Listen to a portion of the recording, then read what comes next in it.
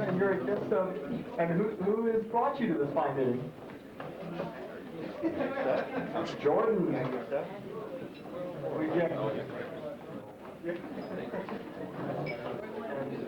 Davia Burns? Davina. And who has brought you to this meeting? Excellent. Good to have you. Benny Hillman? Is anyone who's invited you? Excellent. We're really glad to have you. We hope you enjoyed today. And what will ask for your comments at the end. Just don't mind giving us. Thank you. Now, we have one more guest.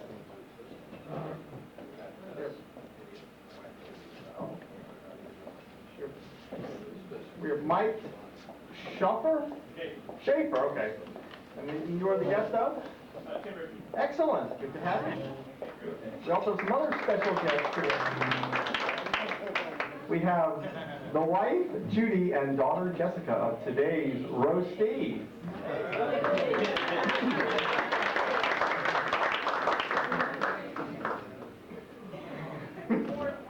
We're going to learn more later.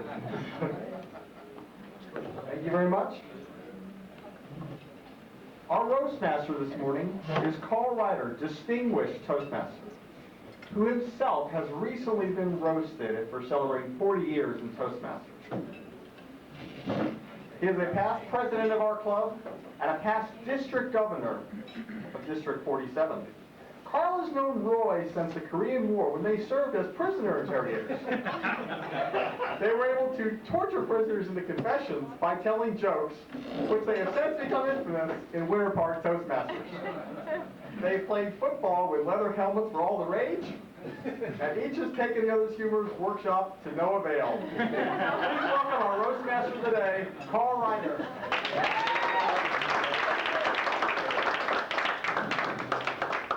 Good morning, Toastmaster. Good morning. And our victim du jour, Winter Park Toastmasters human pinata for the morning. Thank you for that introduction. What a tremendous obligation this is today. What a tremendous honor this is today. Serve as your roast master on such a special occasion. Welcome to Roy Shear's 25th anniversary celebrity roast. 7 or 8 scintillating minutes of humor spread over the next hour and a half. What a great turnout. The invitation list for this event is a veritable who's who in Orlando and Winter Park. Civic leaders, government officials, celebrities. And they all wanted to be here, Roy. But they have something more important to do today. They're attending the Raspberry Festival in Plant City. I've known Roy for over 25 years. We met at a district conference hospitality suite. I went up to the bar, told the bartender I wanted a tall, cool one filled with gin, and he introduced me to Roy.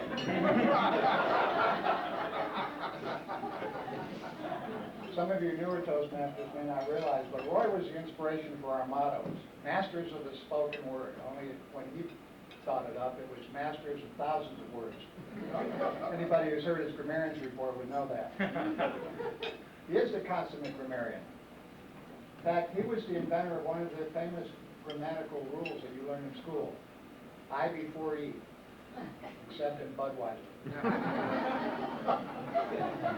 Write it out, you'll see what I mean. Roy's grammarian reports test the limits of our timing lights back there. In fact, this suit went out of style during one of his reports. Roy still has the first certificate that he ever received in Toastmasters. It's from the National Association of Parliamentarians. It's a restraining order.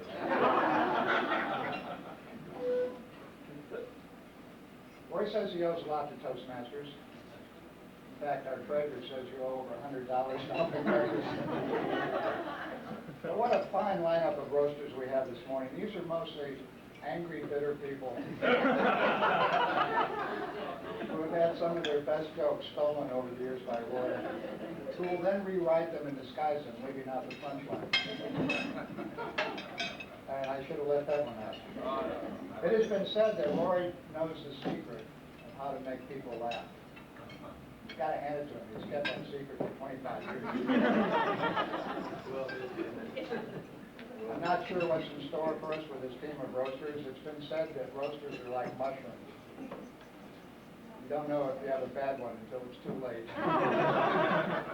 But let's find out. Our first roaster this morning is Michael Deaver, a fellow historical player with Roy. Michael owns the Exit Real Estate SWAT team at Exit Realty Central. Michael, in his tribute to Roy Shearer, will be impersonating a Roy Shearer table topic session, and then close with some sincere remarks on this remarkable spirit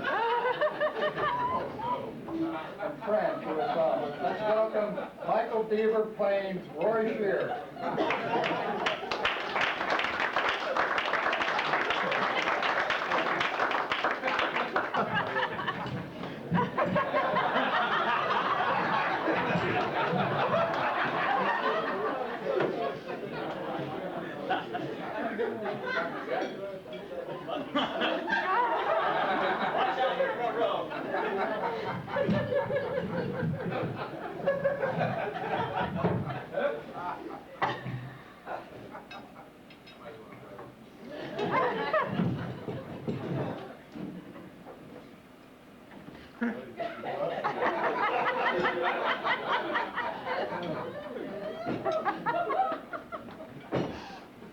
It's not that bad.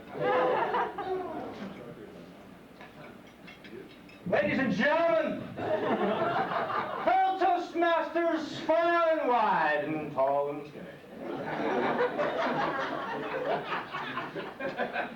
It just absolutely burned my bridges.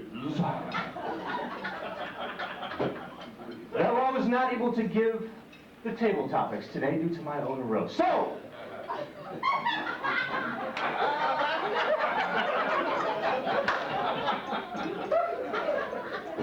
what I decided to do was just have just a couple of table topics out there. I'll just put them out there. Please no one answer, otherwise you won't get hit with another one of my buttons, so. Number one, if someone with multiple personalities threatens to kill himself, is it considered a hostage situation?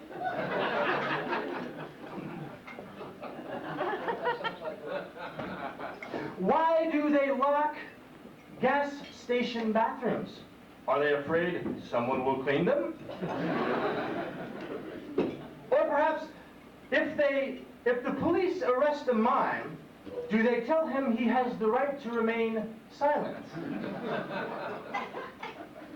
Yes, thus for us all to ponder there. I don't even know how I was doing this without my glasses.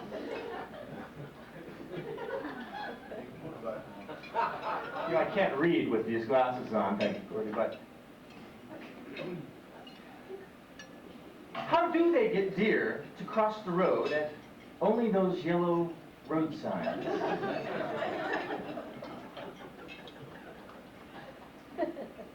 You know,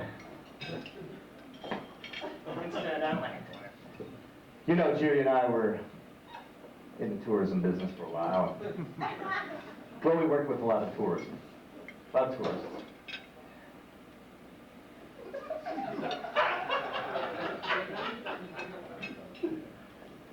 Brings up this question. Why is it called tourist season if we can't shoot at them?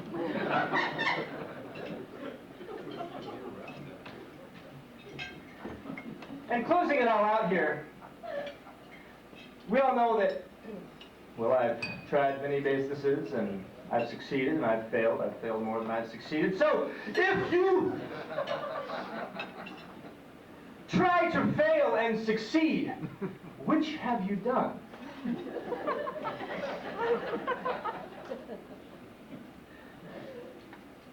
Now, we're all getting old up here, and as Carl and I both know, although probably who am I kidding?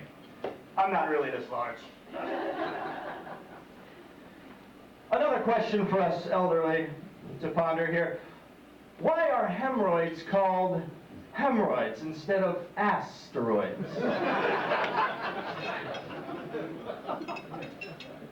And finishing it up, if one synchronized swimmer, you know, this reminds me of another story.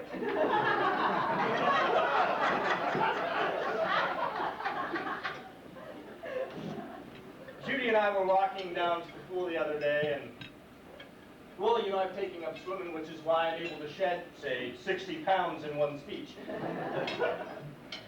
And I just remember watching the Olympics and seeing the synchronized swimmers swimming around in there, and it made me think, if a synchronized swimmer drowns, do the rest drown too? Things to make you think about. Now I'm going to turn back the table topics to Michael Deaver.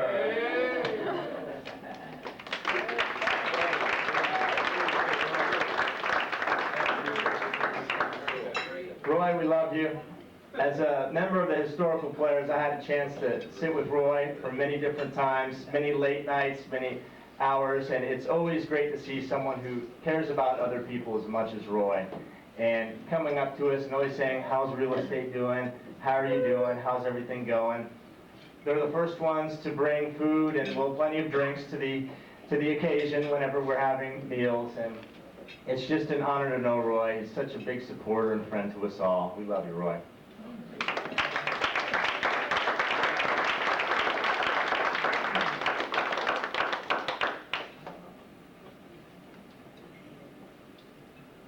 As Roy is a member of the Historical Players, it's the act that's kept him out of the big time for years. Now, I'm an entertainer myself. On the weekends, play the piano, and I was curious about the gratuity situation when they do a performance. I said, Roy, do y'all ever get any tips? He said, mostly to go on the road with this act. Our second roaster, who was supposed to be number one but marches to his own drummer, is here. Now, you would expect us to fill a Roy roast with a rapid-fire series of one-liners nicely sculpted to generate the maximum amount of embarrassment for Roy in the shortest possible amount of time. You'd expect it, but you would be wrong. Instead, our second roaster will skewer the old master using a kinder spit over gentler coals, using, God forbid, some of Roy's own material. Which means it'll be the very first time most of you have ever heard it, right? Well, I know that can't be true. I lifted my first 25 jokes from Roy's icebreaker, and that was back when they were still using papyrus. He's titled the inaugural portion of this august gathering, Roy Boy, We Hardly Knew You. Could drink that much scotch in one sitting. A former bumpkin turned latter-day Roy Boy biographer bard, the soul of old Apopka, for whom asphalt will always be a rectal disorder. Let's welcome in Winter Park Roastmaster Jordan Kamiker.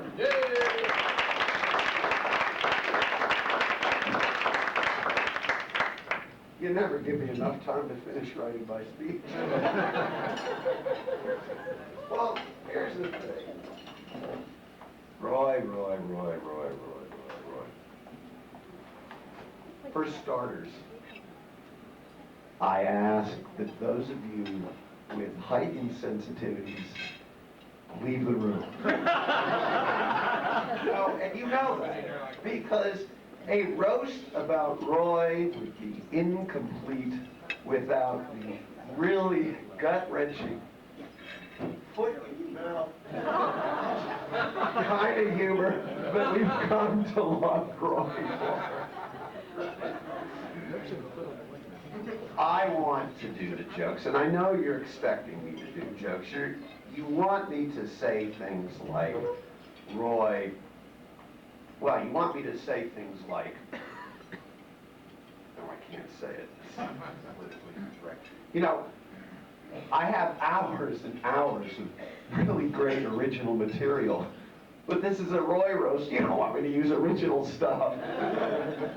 I'm going to use jokes, but instead I think I'll start with the stories.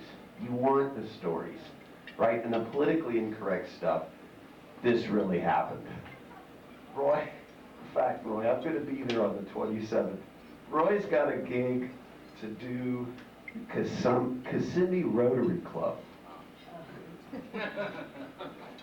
20 minutes. He tells me, Jordan, all I gotta do is make him laugh. We meet 3 days later. Roy's kind of sheepish. He says, I don't really understand it. He says, I started off, I told a fat joke. I told you had to leave the room. Then I told a gay joke. And then for 20 minutes, kind of like there is right now, there was total silence. Claire Margaret doesn't know whether to laugh or be offended because she's very politically gifted. He goes, and then after the meeting, I found out that there are 2 officers. One was a woman who was 900 pounds. And the other guy had just come out of the closet. Go figure. 20 minutes straight silence. I love it, Roy.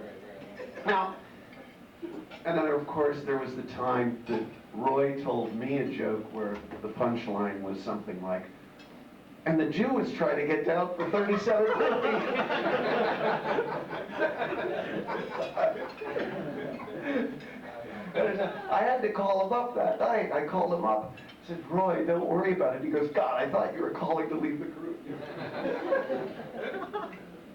Some of you were at my house for my birthday, right? So you were there. Yeah, by the way, I found my thank you notes.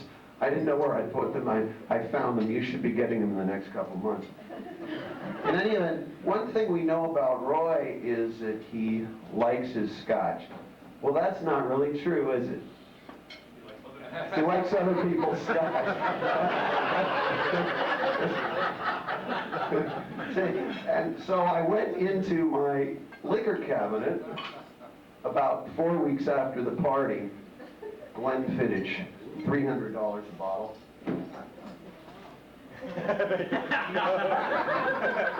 Jordan, you were right about single malt scotch being the superior product. Happy birthday, Roy.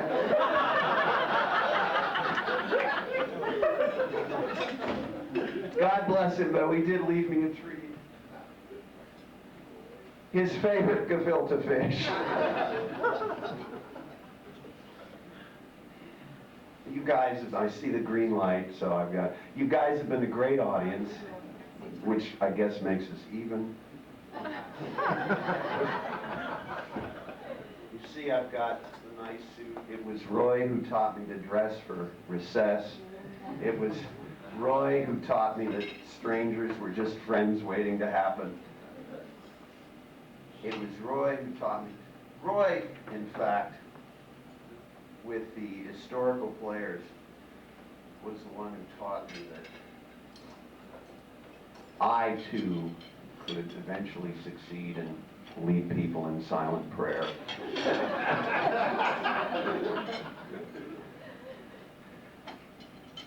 And you ponder, of course, how you want to end something like this. How does one want to close a presentation carefully crafted just to honor Roy? I think leaving with some punchy one-liner, I'd be happy to. But of course, to leave on a phrase like that, as Churchill said, could you all join me? That is an effrontery up with which I will not put. We love you, Roy.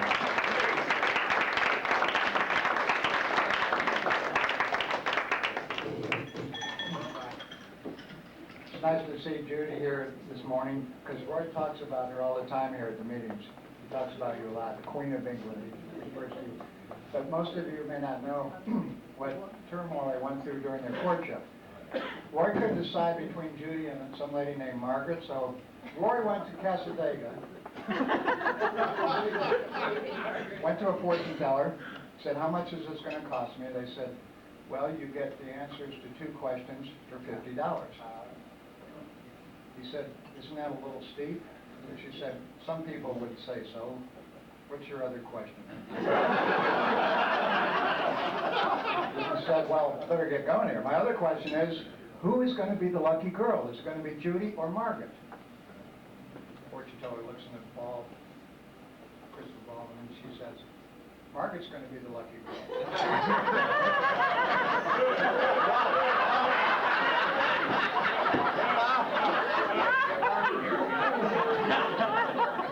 Which may explain why the other morning at breakfast, Judy announced to Roy, I'm leaving you. Roy said, you're leaving me? You're leaving me? Is there someone else? Judy said, there's just got to be.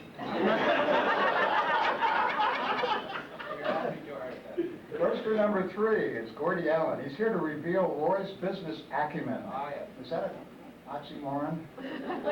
After all, he was Roy's partner on several ventures during the past 25 years. Please welcome roaster number 3, Toastmaster Gordy Allen. Good morning, Toastmasters and honored guests. Yes, there are many stories in the Naked City, but the most memorable unfolded in 1995 when the Florida Gators and the old ball coach, the present Gamecock, Steve Spurrier, were on the cusp of the national championships. You see, Roy had extensive travel experience that you've heard some stories about. First in Europe, arranging tennis travel. Later in Central Florida, arranging to and from destination trips for people all over the world. So when he proposed the Gator Express, I was all ears. In 1995, Roy and I had an office in the same building, 2471 John Young Parkway, and during that time, we dreamed up many interesting little ventures, and one of them was the Gator Express. And basically it was to arrange bus tours from Orlando to Gainesville for University of Florida football games, where the people that bought the tickets would be served drinks on the bus and all sorts of other goodies, and they'd pay so much. And we concocted this wonderful proposal.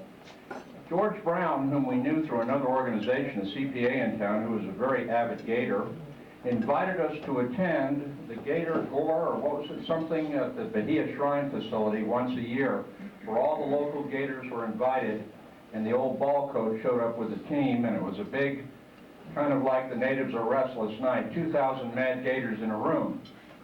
Well, we showed up, and George introduced us around.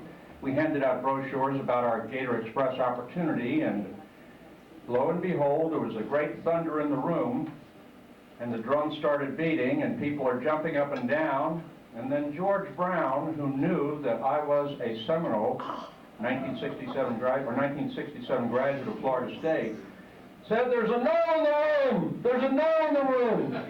And he pointed to me, and there I expected my partner and friend for 25 years, Roy Shear, to stand by my side as my number 2, and I looked around, and it was like a deer in the headlights. There off to the side like gaggling hyenas, waiting for a wildebeest to die, was George Brown and my partner, Roy Shear, laughing away. Well, needless to say, I was highly embarrassed and felt like I was about ready to become the main course at a cannibal banquet. Fortunately, at that time, Steve Spurrier came in with the team. They jumped up on the stage, and all the attention was captured by Steve at that time. And they forgot about Gordy Allen, who escaped to the parking lot to live and tell the story. Now, there have been other events in my life with Roy, but I must admit one thing. There is no better business partner, no more honest individual to know through the years. I treasure my friendship, and I look forward to smoking many fine cigars in the park with Roy in the future. Thank you, Roy.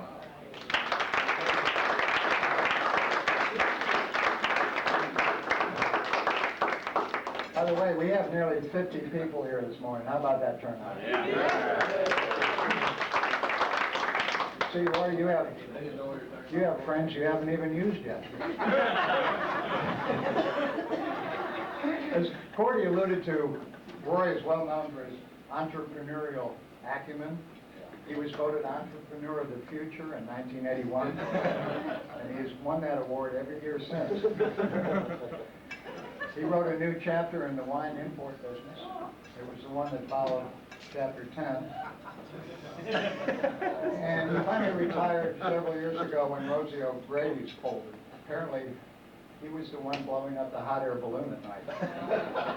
We're going to take a 2-minute break, refresh yourselves, and be back for more of the same. Well, hopefully not more of that same, but 2-minute break. And then we'll have the 50-50 when we get back.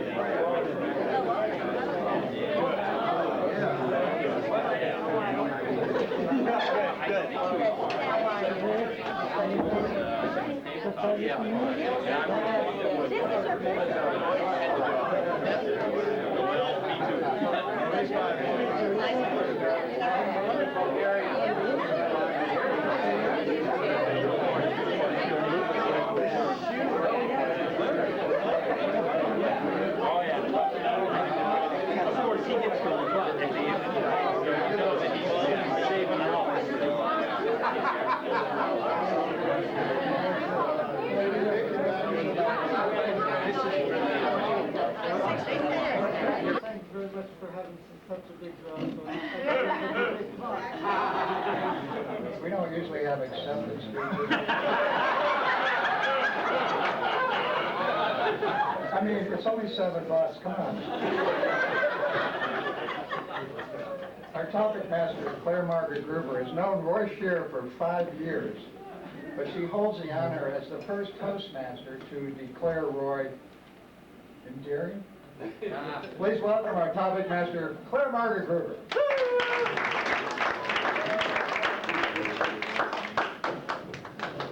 And to the endearing Roy Scheer. I'm so delighted Queen Elizabeth is with us here today. It's amazing the recurring themes that emerge: career, relationships, humor. The next one that's untouched is that whole gender bias issue. Did you expect anything less? 3 years before I joined, unwittingly, not knowing that 3 years before, this club had reluctantly been pushed over, or shall I say, pulled over the line by Toastmasters International to allow women into the treehouse. When I came into the meeting 3 years later, it truly was a treehouse, and Laura Williams was there, and Jane Moss was there, and young Jane, who named the girl trophy Francine. She's no longer with us. She was young and didn't toughen up. But those of us old birds that stuck around are really curious about what it was like in this club before women were admitted. So, Toastmaster Pete Cruz, please tell us what it was like. One here. It came after me. One here. With the women. Toastmasters before the women came in were